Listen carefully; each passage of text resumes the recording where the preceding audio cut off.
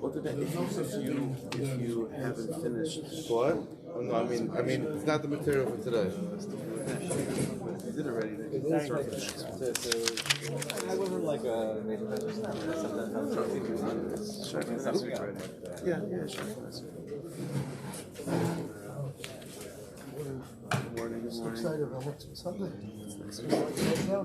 Next week Sunday.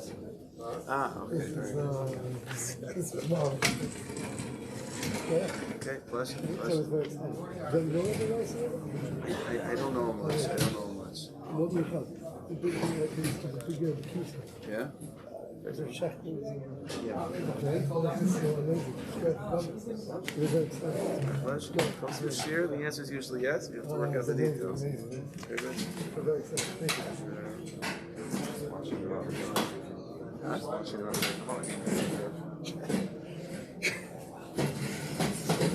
Equilibrium. It's just Sunday morning.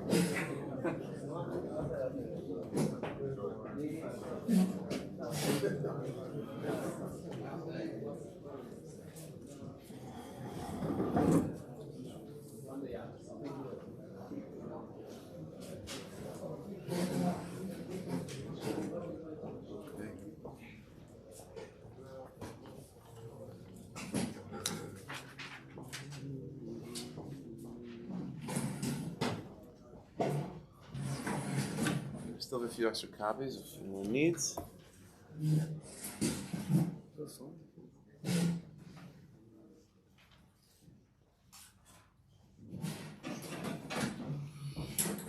going to prepare while you get ready. That's all fixed. Huh? That's all fixed. Thanks. All right.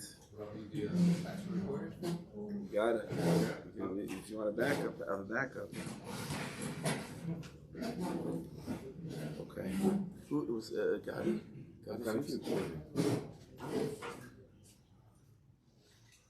One more time. Don't need a candy game? Okay.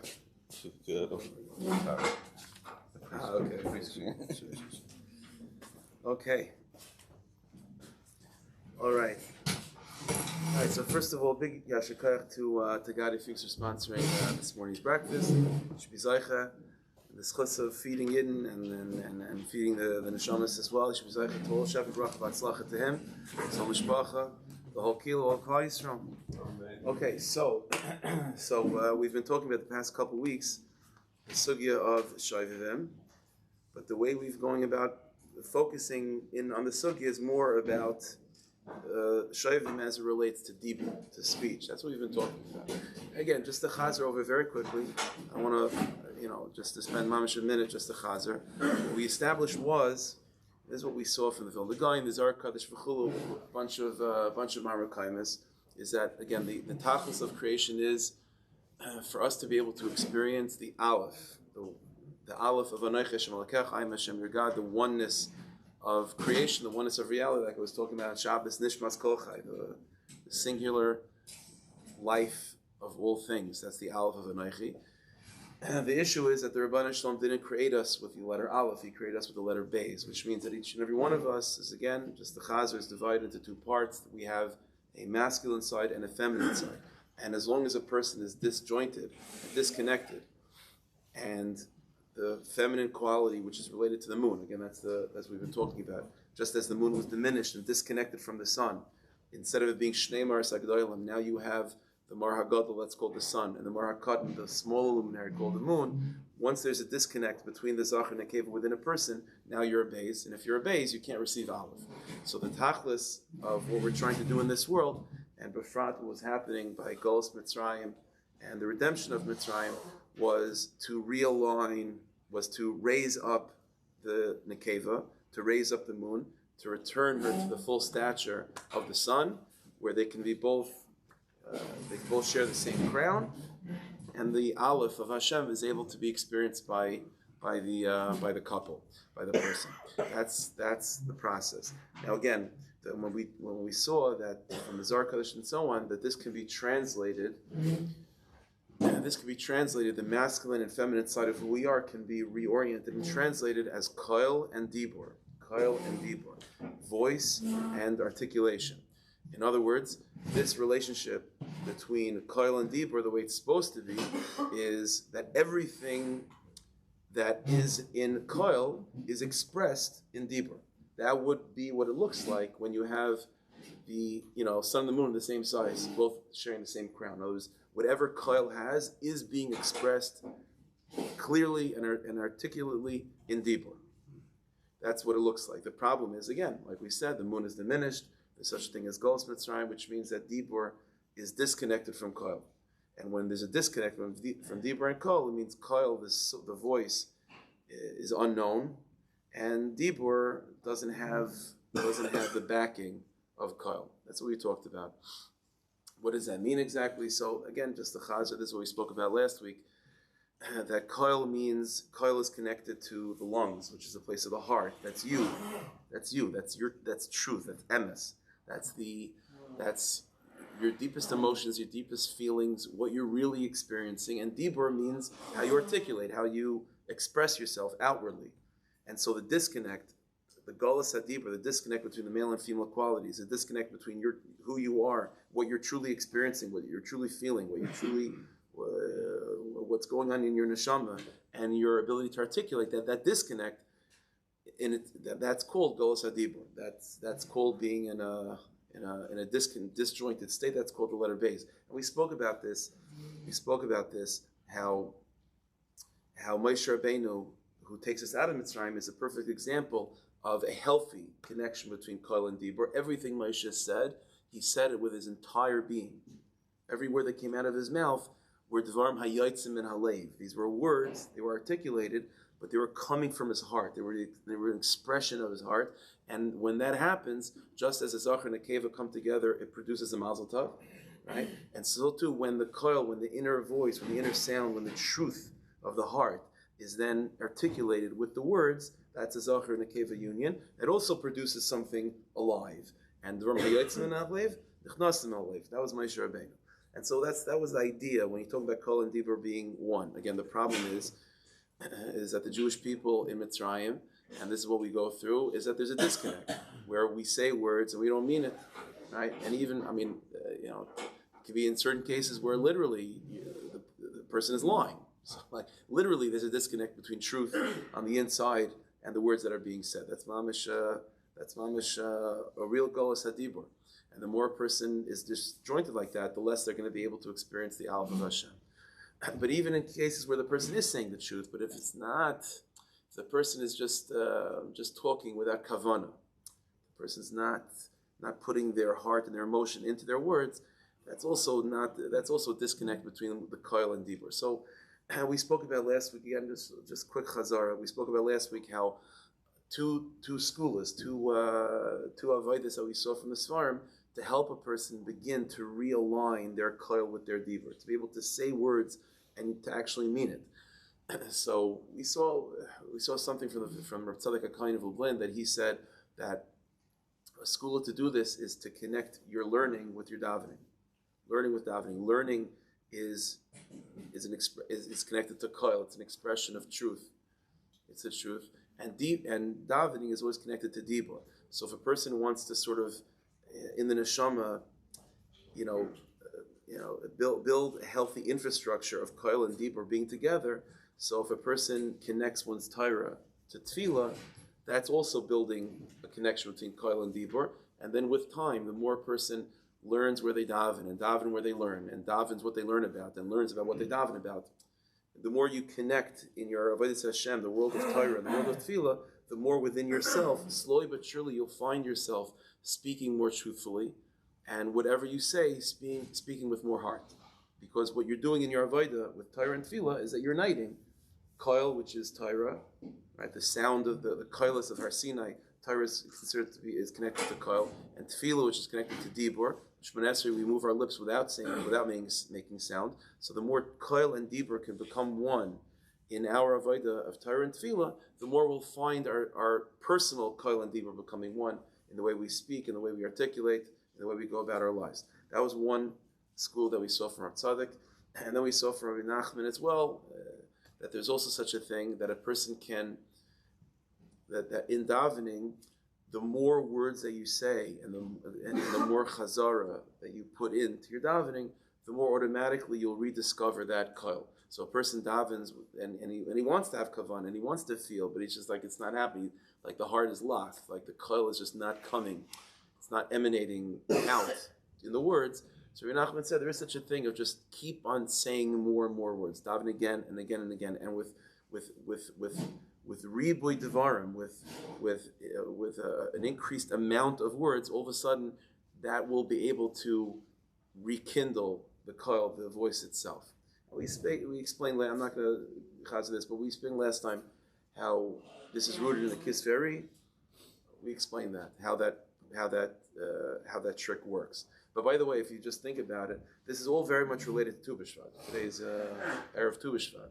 It's very Tu B'Shvat related. The whole inyan of Tu B'Shvat is about connecting fruits and trees, right? Tu B'Shvat is Rosh Hashanah Leilonis. It's a Rosh Hashanah for trees. And the way we celebrate Tu B'Shvat is by eating fruit. It's brought down this farm to daven on Tu B'Shvat for an esrig. Esrig is we Chazal say that in the beginning when the Rebbeinu Shalom created the world, he wanted the fruit and the trees to taste of each other. That the bark of every tree should have a sweetness like the fruit. Didn't work out like that. The only tree that listened is the esrig. So the inyan of Tu B'Shvat is to connect the fruit and the trees, is to correct that mistake of the fruit and the tree not tasting like each other. That's why we specifically connect to an esrog on Tu B'Shvat, because that's the tree that did listen, that the bark and the fruit do taste similar to each other. What does this have to do with what we're talking about? The tree is koil. The tree is koil, and the fruit is the dibur. And so connecting koil and dibur, which is what we're talking about, zachar and nekeva, the tree is the masculine and the fruit is the feminine. Connecting those two is exactly what we're talking about. That's the whole meaning of Tu B'Shvat. So again, going back, this is the story of Golos Mitzrayim. We're in Golos Mitzrayim because there's a disconnect with our words. It goes back to Yosef Tzaddik saying Lashon Hara against the brothers. It's all related to this story of koil and dibur being disassociated from each other. Words that are not said with heart, words that are said that are untrue, words that are said to divide. And that's all the problem of Golos Mitzrayim. And the Geula is slowly but surely trying to repair that, trying to bring dibur back to be in sync with koil. That's Moshe Rabbeinu. He redeems us, which is, by the way, also why Pesach night, which is the beginning of redemption, the mitzvah is to speak, but kol hamar b'lasaper, to speak a lot. That's like the school of Rabbi Nachman, to talk a lot and a lot and a lot, and that itself brings out the koil. Okay, so that's what we spoke about. That's B'kitzur, what we spoke about until now. Now let's move on to the next shlav.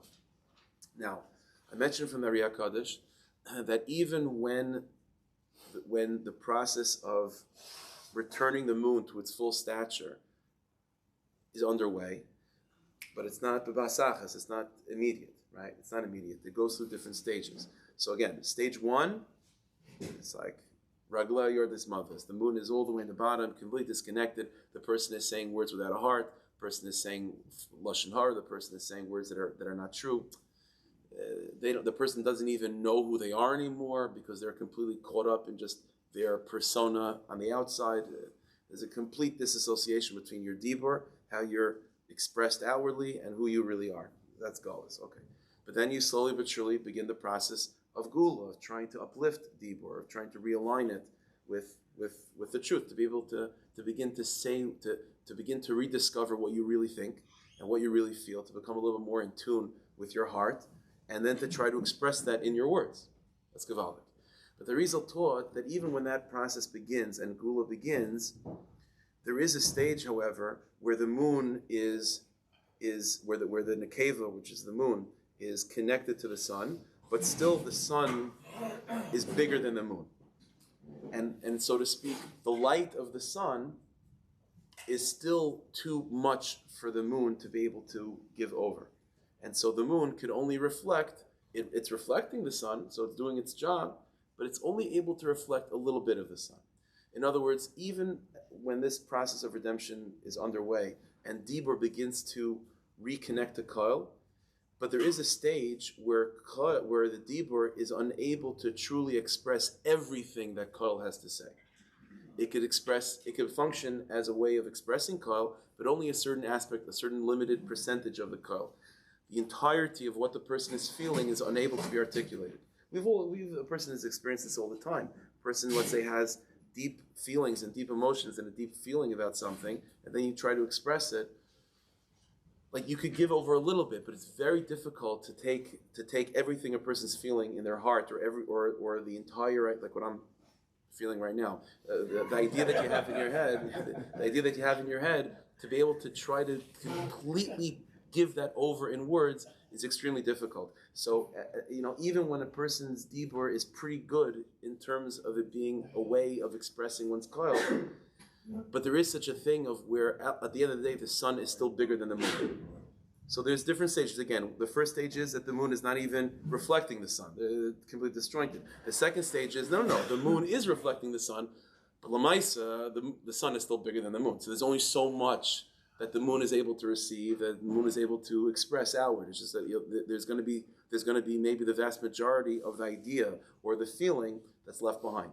That still goes. The ultimate tachlis is, as I said, sun and moon, same size, same crown, where everything that is in Kyle is being expressed in Dibur. That's ultimate gula. But now, what I want to talk about now is that middle stage.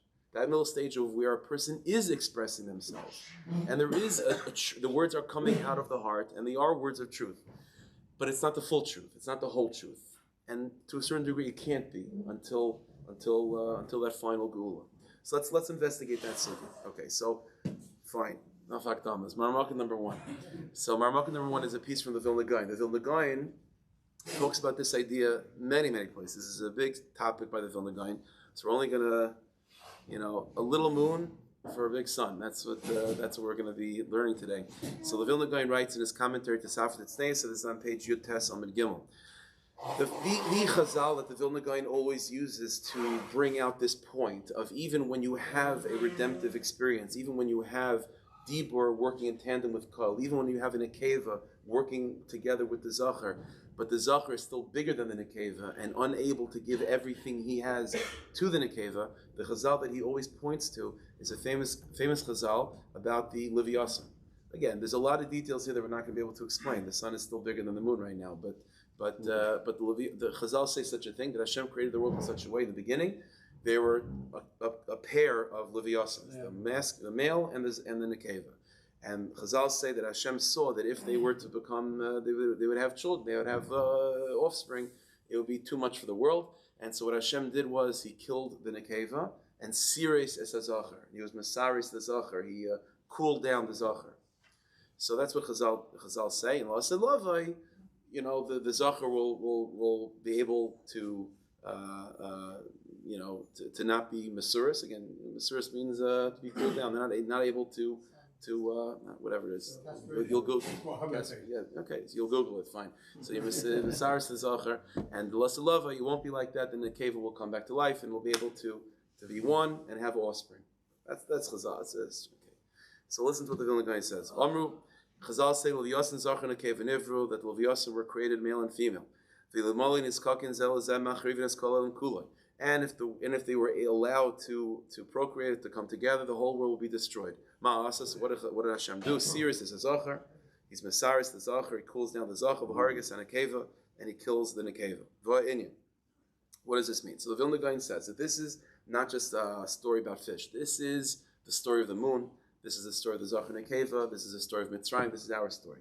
That there's his name, the Zachar Nekeva, and for whatever reason, again, there's a lot of details here that we're not going to go into, but for whatever reason, Hashem decided that the moon has to be diminished. The Zachar Nekeva are unable to be together in such a way where all of the Zachar is expressed through the Nekeva. It's not happening. And so what did he do? So this phenomenon is what? Is that the Nekeva is killed, right? In other words, Dibur by itself falls to the wayside, that's Galus. But even when the Nekeva is brought back to the Zachar, Sirius is a Zachar. Sirius is Zachar means that the Zachar is unable to give everything it has to the Nekeva.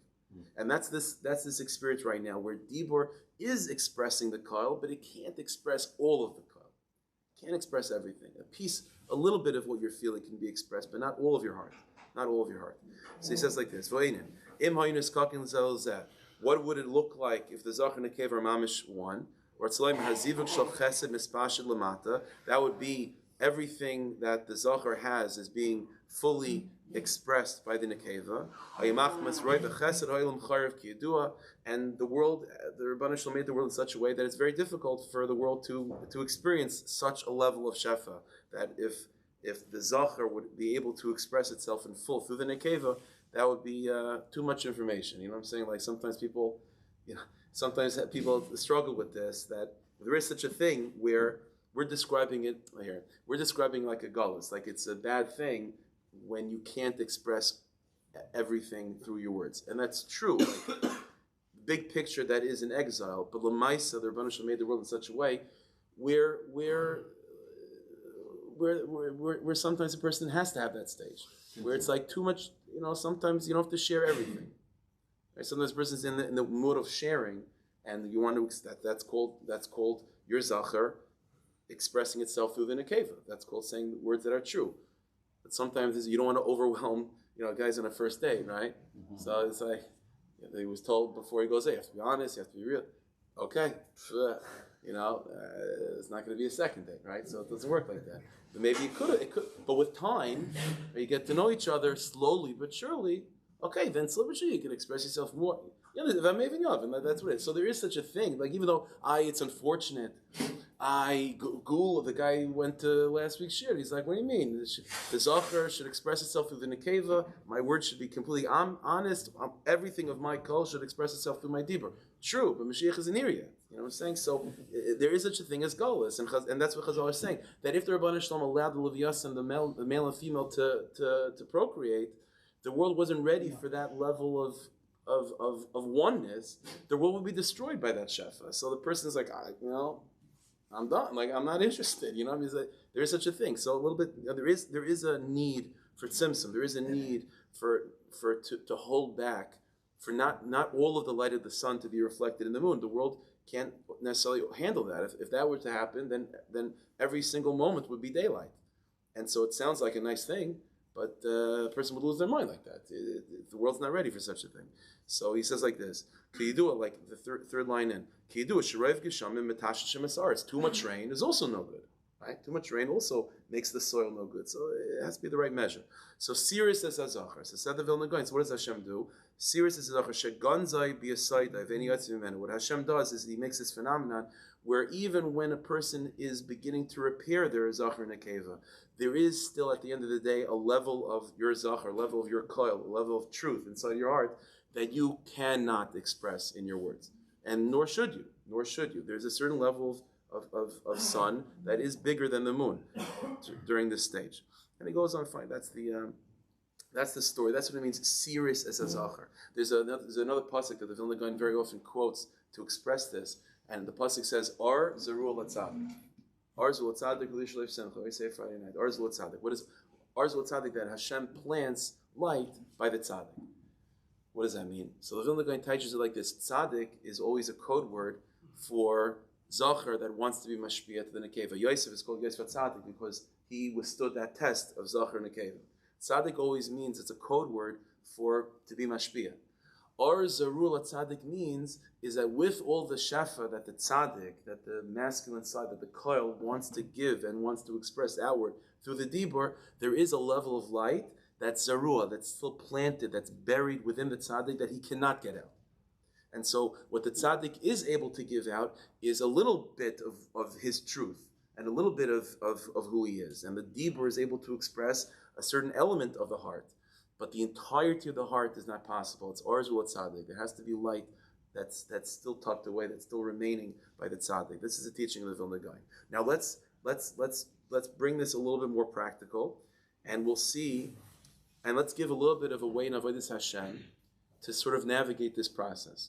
Because, what we're seeing right now is that even in the Avodah of redemption, of being able to get to that place of Dvar Hayotzim and Alev Nichnasim Alev, that your words should be coming from the heart, it is extremely important to remember this Nakuda, that it's impossible, however, right now, for all of the heart to be Yotzim and Halev, to be expressed. That can't be.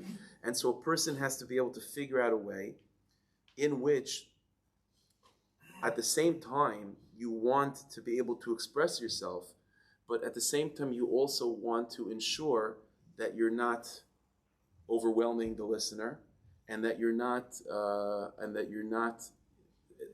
ignoring this truth, which is that until Mashiach comes, Sirius as Hazachar, the male has been cooled down, the sun is bigger than the moon. So you have to figure out a way. Now, so we're going to see. So take a look at Marmukah number 2, just to bring this a little bit more down. There's another piece from the Zohar Kadosh, again, Chelik Beis Gimel and Aleph. This is a Zohar that also talks about Koil and Dibur, but in a little bit of a different context that'll a little bit make it, to bring it to our discussion. The Kol Asik L'Dibur, again, sound, voice, should lead to Dibur. There should be that connection. Koil should lead to Dibur. Dibur should express Koil. And the ultimate goal is that Koil and Dibur should be absolutely one. Koil expresses itself through Dibur. Begin, but says the Zohar like this, but here's the idea. Begin. The Koil ihu klal, Dibur ihu befrat, ihu prat. V'ado klal itzrich leprat, uprat itzrich leklal. This idea that we're talking about of where the heart has more than Dibur is able to say, what the Zohar Kadosh is explaining to us is that this is not so much of a question of information. Certainly there's part of it is that everything you know in your head and in your heart you can't necessarily articulate. But there is a way to think of it in the following way, is that the koil versus dibur is that whatever you're saying could be details that are trying to give over a klal, trying to give over a certain more holistic idea that requires chewing. It requires words to break it down. Let me give you an example. Marmukah number 3. Reb Tzaddik in Lekutim Amar and Pis Yud Aleph explains as follows: V'hu, the koil, when we talk about koil and koil's inability to express itself in full, Hainu Tarsh B'chsav, that's like Tarsh B'chsav. The Dibur will be Tarsh B'al Peh. K'may she'isa Dvar Hashem zu halacha. So here, let me try to explain. When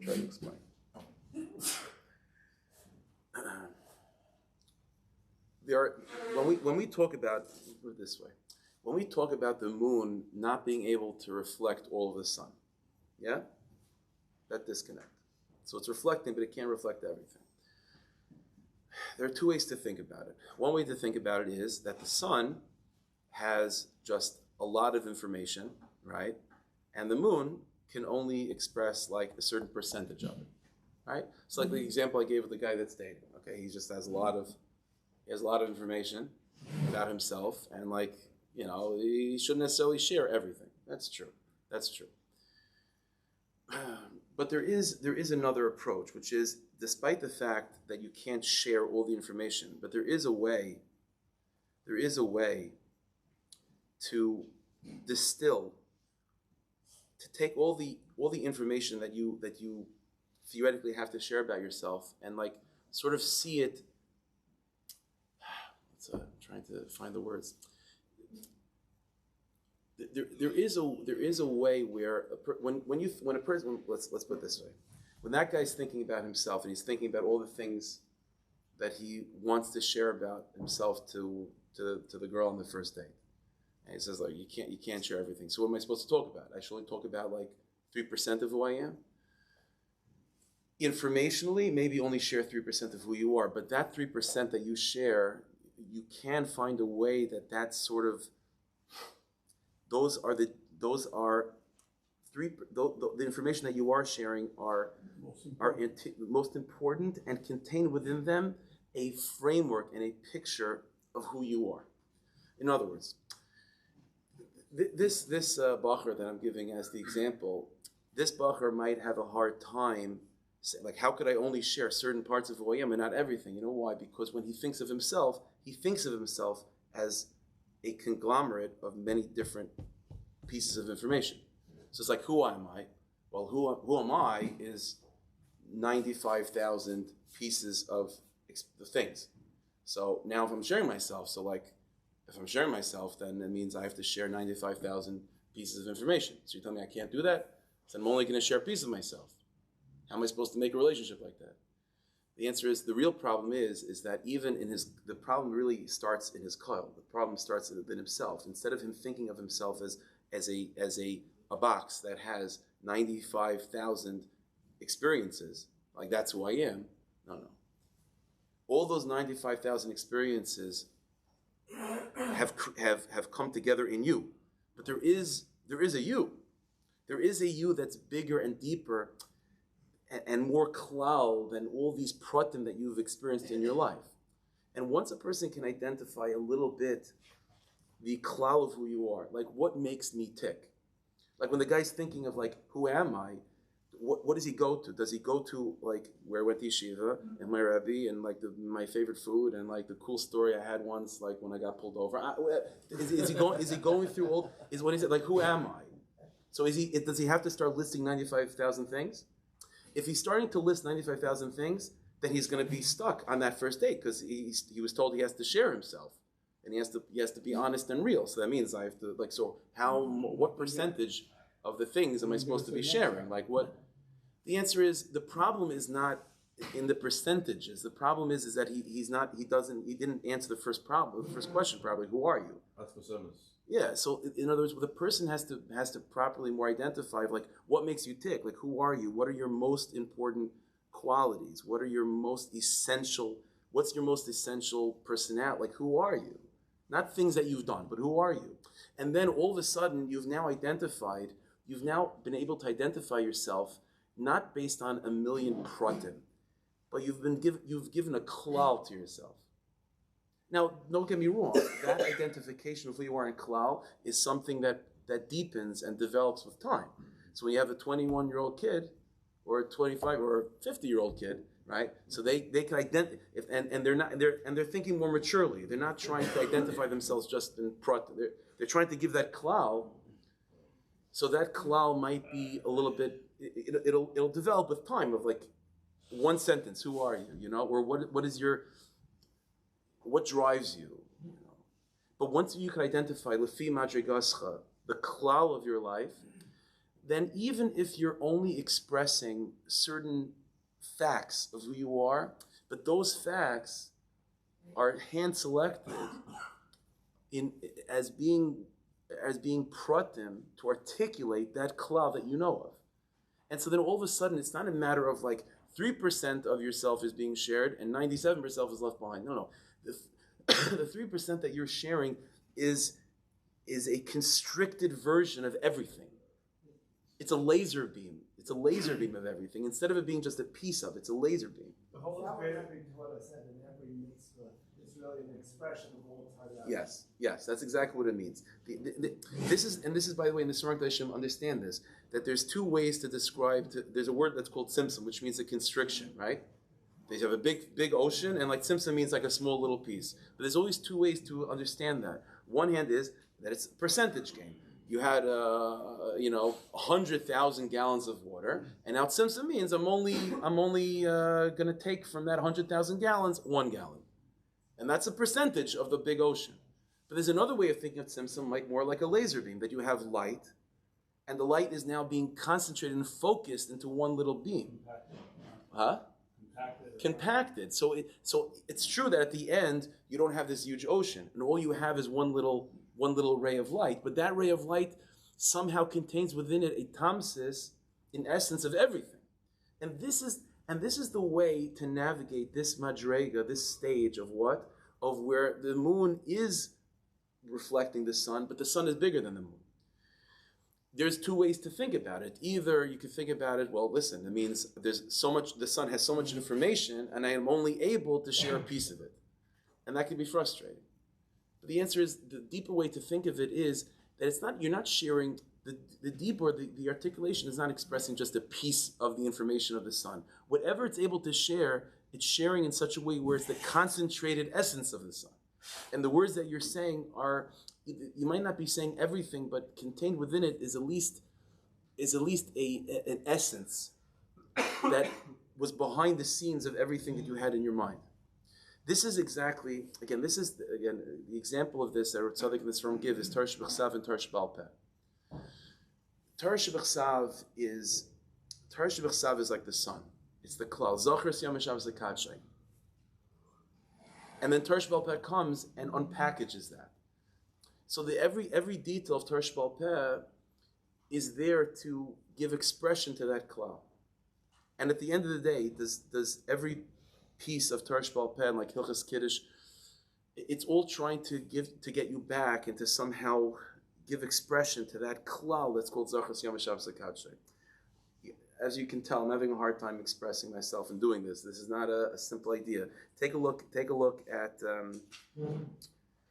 Marmukah number 4. Marmukah number 4. Let's try to move quickly. It's already getting late.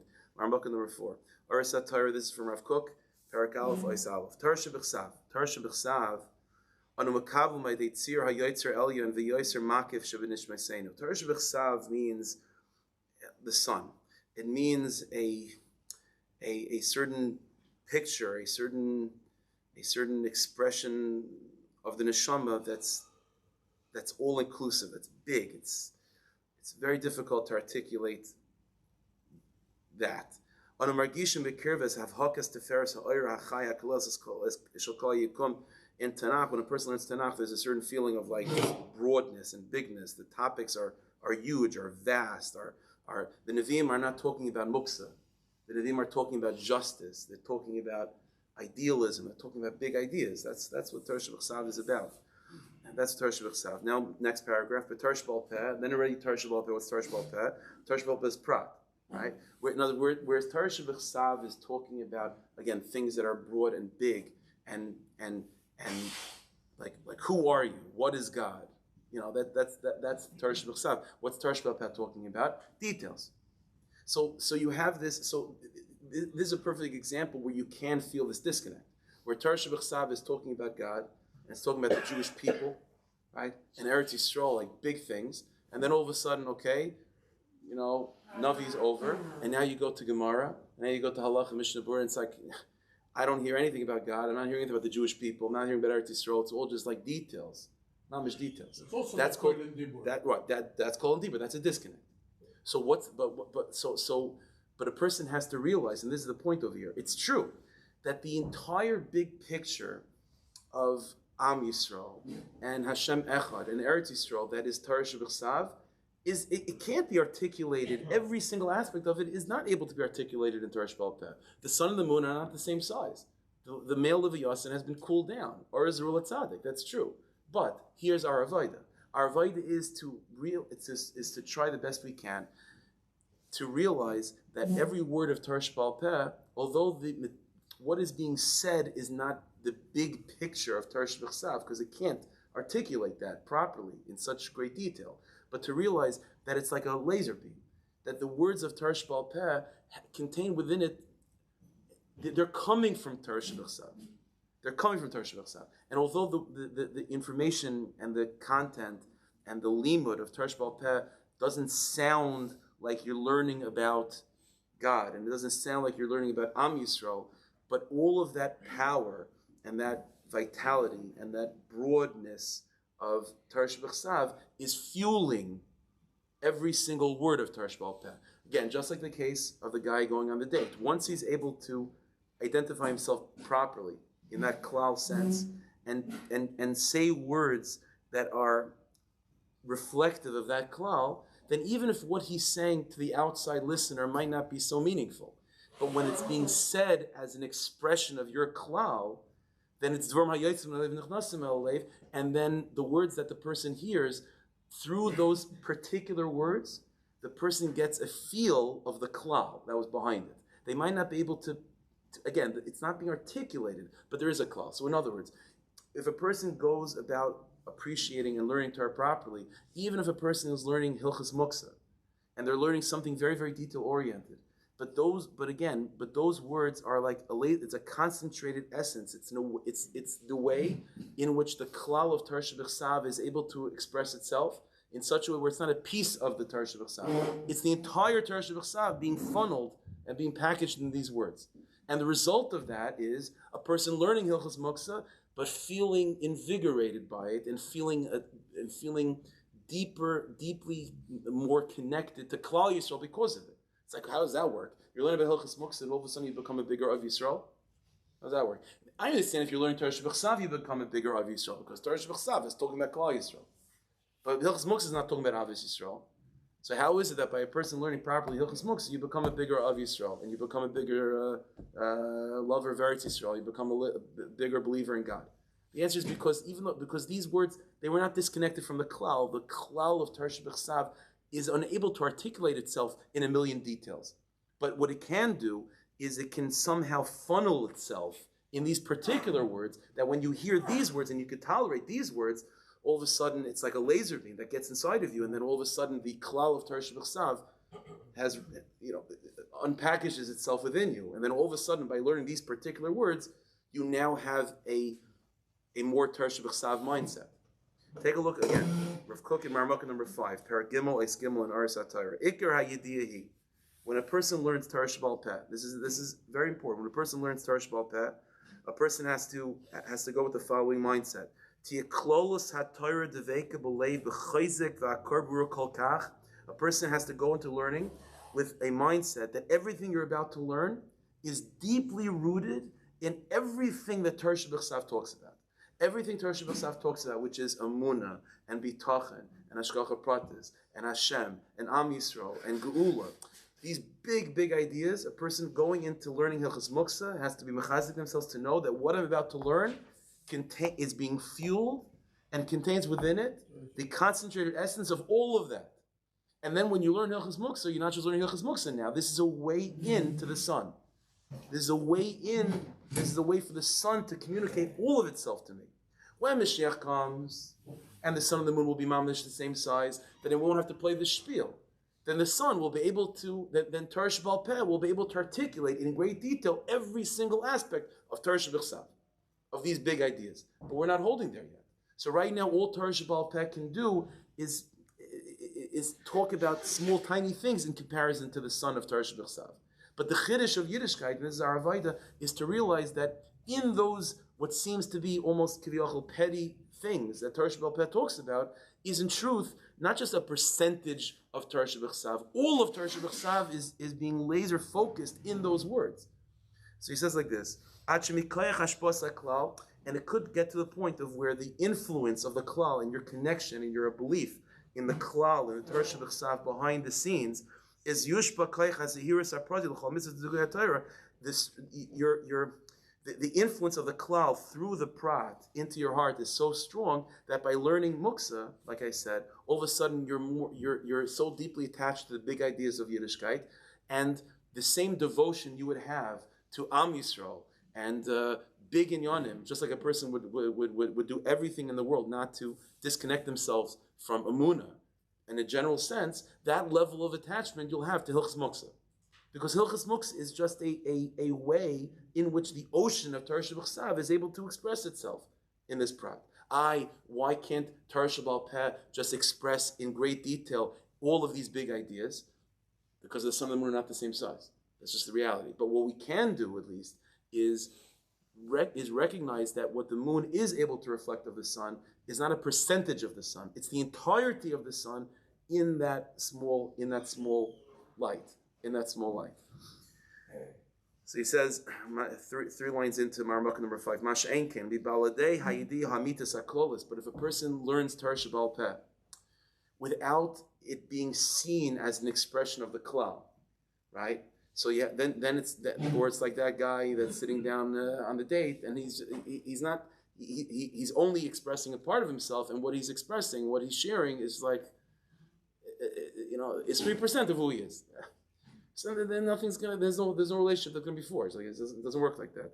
So he says, without this big klal behind fueling the pratim, then every piece of Torah Shebal Peh is its own little piece. And then Muktzah has nothing to do with Amunah. And then Hilchos Kashrus has nothing to do with Am Yisrael. It's all just pieces. And what about Amunah and what about Am Yisrael? No expression for it. And that's called Galus. That's terrible. So he says, V'zematel shibush b'yesod hakaras hatayra, and this causes a mistake, a crack in the very foundation of Yiddishkeit. U'meneim avodas zahav adava, and it holds back a person back from serving Hashem with love and with devotion. Ki tzarich shiu divrei Torah nikarim. Person has to learn Yiddish, learn Torah in such a way that it should be clear to them. L'chuka achas and mitzvah achas. That all it is one inyan. It's one sugya. It's one sugya that's being expressed in many, many different ways, and particularly in small ways. But it's all one big sugya that's trying to be expressed. Now, in Marmukah number 6, we're going to see, just moving quickly, Marmukah number 6, we're going to see an example of this. How do I do this practically? In other words, okay, let me take a step back. Let me take a step back and just chazer what we have so far. Again, what we have so far is, again, that even when a person is trying to realign their kol and dibur and express themselves properly, the problem is that lamaisa, until Mashiach comes, the sun and the moon are not on the same size, which means that even when you try to express everything you feel and everything you think, you're not going to be able to do it justice. You're not going to be able to get every single aspect of your intellect to the Talmud. By its very nature, a Rebbe and a Talmud, the Rebbe can't give the information to the Talmud as the Rebbe knows it. Otherwise, the Talmud would be the Rebbe, right? So if the Talmud is not the Rebbe, it means even when the Rebbe is sharing an idea to the Talmud, it's not going to be the full picture. Can't be. So that's what it means. The Leviathan is held back from being with the Nekeva. And even when he's with the Nekeva, he's not able to express himself in full. Okay. So this can be seen as just a frustration. The Rebbe is just frustrated because he has so much information and he wants to share it. That's the nature of the mashpia, that he wants to share it.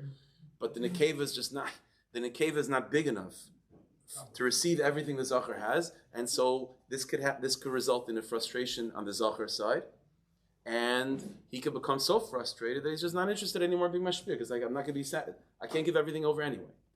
So what we're learning today is to be masakin, that is to correct, to alleviate that frustration.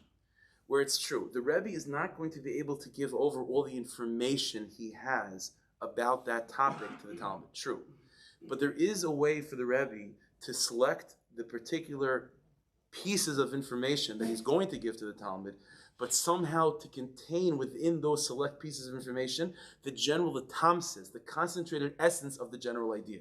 So you have something that you have the concentrated essence of an idea, and then you have all the particulars. The particulars of that idea in the Rebbe's mind is bigger than the Talmud can receive. But what the Rebbe can do is select the particular pieces of information that he is going to share to the Talmud, and using those pieces of information as a way to give over the essence. Again, just like the laser beam. What's being given over at the end is just a ray of light, but that ray of light contains within it the essence of the entirety of the light that was overwhelming before that moment. And so this is what's going on over here, is that, so again, an example of Tarsh B'Chsav and Tarsh B'Al Peh. There's Tarsh B'Chsav has an essence. It has an essence, and there's a lot of details and details that come with that essence. And that is not, Tarsh B'Chsav cannot articulate all of itself to Tarsh B'Al Peh. It can't. The sun and the moon are not the same size. It can't. So what does Tarsh B'Chsav do? So Tarsh B'Chsav can say, you know what? My sugi is Emunah, Bitachon, Am Yisrael, Klal Yisrael. I can't talk about it. I can't express it. So all I'm going to share with you is Hilchos Muktzah. Zochar Siyam Shabbos Lakacha is about Emunah. It's about Ma'aseh Bereishis. It's about big things. Tarsh B'Chsav doesn't have the right word. It can't funnel all of that. It can't express all of that in words. So all you get out of it is Hilchos Kiddush. That's frustrating. And then you know what's going to happen. Then when you learn Hilchos Kiddush, you have no shaykhis to Zeichel Ma'aseh Bereishis, right? And Tarsh B'Chsav is frustrated by that too, because it's not giving up. That's not what Kiddush is, right? It's like if Tarsh B'Chsav can come into a home Friday night and see what the guy is doing with Kiddush, would Zochar Siyam Shabbos Lakacha recognize that? That's the question. But what we're saying is that there is a way. There is a way which Tarsh B'Chsav can say, you're right, I can't articulate every single, what it truly means, I can't articulate that. But what I can articulate are the details of Hilchos Kiddush, and contained within those details of Hilchos Kiddush, I can use those words and those halachas as a way to give over the tamsis, the essence of Zochar Siyam Shabbos Lakacha. There is such a way. And when Zochar Siyam Shabbos Lakacha goes into a tzaddik's home Friday night and sees how he says Kiddush, Zachas Yamashasakachi recognizes that. It's not, the person is not, again, it's Hilchas Kiddush, but it has the tamsis of it. The Rebbe is able to give over a shir where he can't give over all the details of the seichel that he has to the Talmud, but whatever seichel he's able to give over can be seen as a conduit to give over the essence of the inyan. So, in other words, and that's what Rav Kook was telling us as an example of this. How do you do this? So how do you do this? How do you learn Torah Shabbal Peh in such a way where it's being transformed as a vehicle to give over the essence of Torah Shabbal, despite the fact that the words that are being said are not all the words that Torah Shabbal has to say? But the answer is by sitting down to learn and reminding yourself and being makasha yourself to the essence of Torah, which is God Himself, and Amunah, and Bitachon, those fundamental core ideas, and to say that when I'm learning Torah Shabbal Peh, whatever the topic is, I believe Ani Mamin B'Amunah Shlema, that what is being fueled, what's compelling these words is the Rabbanan Shalom Hashem Echad, and Mikam Chisod Gai Echad Baretz. Then all of a sudden these words are transformative. So it's about reminding yourself that there's a klal behind the prat, and klal itzrich leprat, and prat itzrich leklal, and they relate to each other. The klal is being transmitted through the prat, and by reminding ourselves of that, we allow ourselves into that experience. Now, one other, I guess you could call it a skula, in a way, for anyone that finds himself as a Rebbe type of situation where you're trying to give over. Here, let's put it this way. In other words, what we just saw from Rav Kook is more from this perspective of the student. Like, I'm sitting to learn Torah Shabbal Peh. How do I receive these words of Torah Shabbal Peh in such a way where they're connecting me to the klal of the Rebbe, of Torah Shabbal Sav? So the answer is, go in as a student learning Torah Shabbal Peh with the mindset of trying to connect to the klal. Recognize that these words are not just words, they're not just ideas, they're windows and they're vehicles to get you into that big place of klal. In other words, the job of the student is to see these words as a conduit for the klal. That's from the student. What about the Rebbe side? How do you give over words that they themselves are also vehicles for the essence? You have what I'm saying? Because there's two sides to the relationship. The student has to receive the prat as a way of getting the klal, and the Rebbe has to figure out how to package the klal in the prat. So how does the Rebbe package the klal in the prat? Take a look at Marmuk number 6. This is the Rambam in Hilchas Deis. The Gemara says in a couple of places a klal in teaching. The Gemara says L'olam yishana adam l'talmida derech ketzar, that a person should speak to his Talmud, should give over Torah to a Talmud derech ketzara, in short words, abbreviated words, not lengthy things like I'm doing, like derech ketzara. So says the Rambam like this. The Rambam puts this in Hilchas Deis. It's interesting. Hilchas Deis. Now that's a funny thing, by the way, because this should be a classic idea in terms of education. That should be in Hilchas Talmud Torah. Hilchas Deis is about the person, right? It's about your midas, your way of thinking. It's about you. It's a funny place to put how you should speak to a Talmud.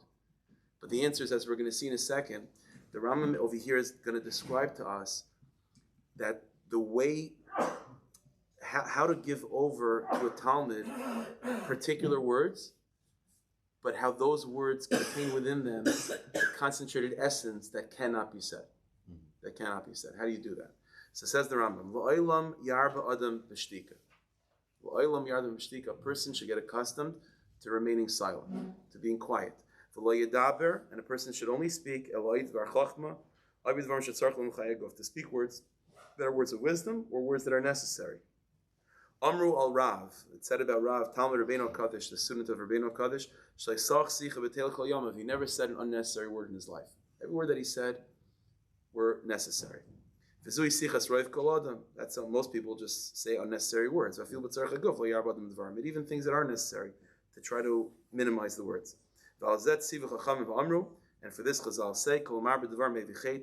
The more a person talks, the more it can lead to sin. Chazal say that a good body that I found to live with is called silence. Now here's what he says: And here's the idea. Says the Rambam. This idea of remaining quiet until now, the Rambam has been described. He's like, don't talk so much. Now the Rambam transitions. And he says even deeper. He says, "V'chein b'divrei Torah b'divrei chachma." And even words that you do want to say, words of Torah, words of wisdom that you do want to give over to a student, that you want to influence, you want to talk to your friends, you want to say over words that are meaningful. You divrei adam ha'adam v'inyanehem merubim. Speak words that the amount of words are few, but the inyan of the words is great. In other words, this is what we're talking about, to try to find ways to articulate, to give over pieces of information where mitzad the information, the words, they are what they are, but the inyan behind the words, the tamsis, the essence, the Torah shebachsav behind the scenes is great. How do you do that? So says the Rambam, the way to do this is to incorporate silence within the words.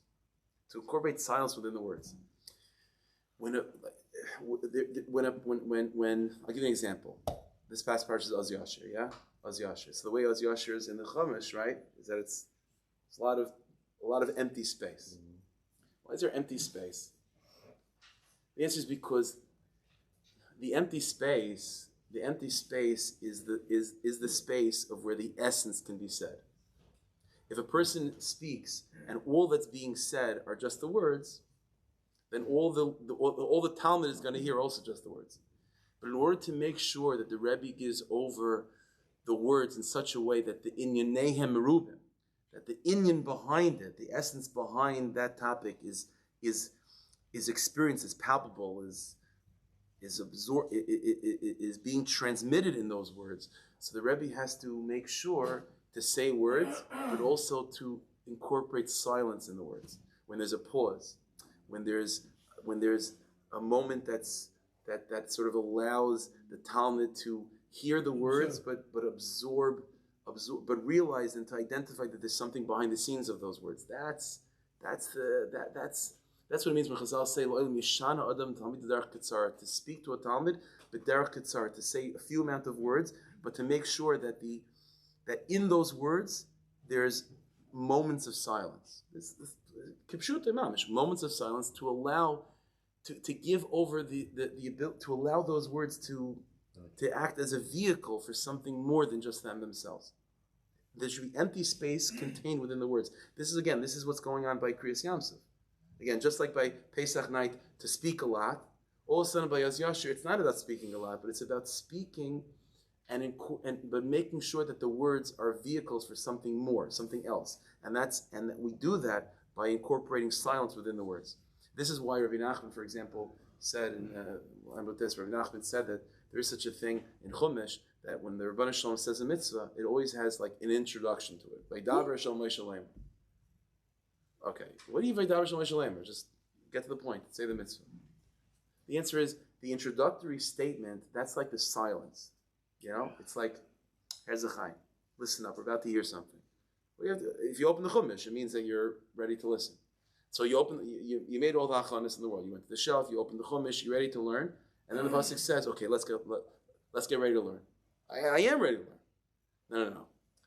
When the Chumash says, let's get ready to learn, it's saying to you that what you're about to read, there's more here than you realize. And that's the job of the Rebbe, to somehow figure out how to give that over. And the way he gives that over is by saying words, but incorporating hakdama, and by creating silent moments, and being able to figure out a way that those words should have inyanehem merubim, have a lot of inyan behind it. Let's just finish off very, very quickly. Marmukah number 7. This is a famous letter from the Vilna Gaon. The letter from the Vilna Gaon says like this. He wrote this to his kids. It's well known. V'chol rega v'rega. It turned into a song. V'chol rega v'rega. Every single moment. The adam chaysein piv, that a person just keeps their mouth shut, just doesn't talk when they could. Obviously, if it's not a big Indian if you're sleeping and you're not talking. But if you could talk and you want to talk, and maybe you are in the middle of talking, but you hold your mouth. You hold your mouth, and you give over. And you give over to others a very strong sense that there's more to say, but I'm holding myself back. then what? Zaycha b'shvil ar haganas. Then a person for that is rewarded with the hidden light of creation. The hidden light of creation. She'im malach b'richam l'shar, that no malach can possibly imagine such a thing. That's what the Vilna Gaon says. What is this hidden light of creation? So take a look at Marmuk number 8. The Vilna Gaon in Tzafra Tzneasa says as follows, talking about the Leviathan and the Shar and the Leviathan, the couple of Leviathan. The light of creation, the Or Haganas, the hidden light. The Chazal say Adam was able to see from one end of the universe to the other. Shuar Haganas mi'avav v'rashis, zeh sudas Leviathan. That's what it looks like when the Leviathan is able to come together with his Nekeva properly. So in other words, just to tie it together. Says the Vilna Gaon, the loss and loving, when the sun and the moon are the same size, mishtamshem bekeser echad, able to experience the Aleph of Hashem, that's what it means to have the Or Haganas. Says the Vilna Gaon, and how are you zeicha to that? What schus do you have to do in order to merit the Or Haganas? Speak, but also be quiet. Because when you speak and you're also quiet, it means that you're articulating. And although you can't articulate everything because the Leviathan, the couple, is not the same size, and the Zoch and the Kev are not the same size, but nevertheless, the sun is giving over to the moon all of itself in that concentrated form. And the way to do that is to speak, but also to be quiet at the same time. And when that happens, so what you're doing is creating an environment in which, although the tzaddik can't articulate all of its light, but all of it is being given over. And so you're zeich, from that, you'll be zeich l'asilavai, taka for everything to be able to express, to said openly and fully, zoch and akeva, with the sudas leviasan, zoch and akeva 100%, and that's the Or Haganas. Okay, halach l'maisa, the ikra avoda over here that we're trying to learn is that every single detail of Torah Shabbat Peh, every single detail of Yiddishkeit, don't see it for just the detail, don't see it for just what it is. See it as a way of the big picture of Yiddishkeit, of Torah Shabbat communicating itself to you.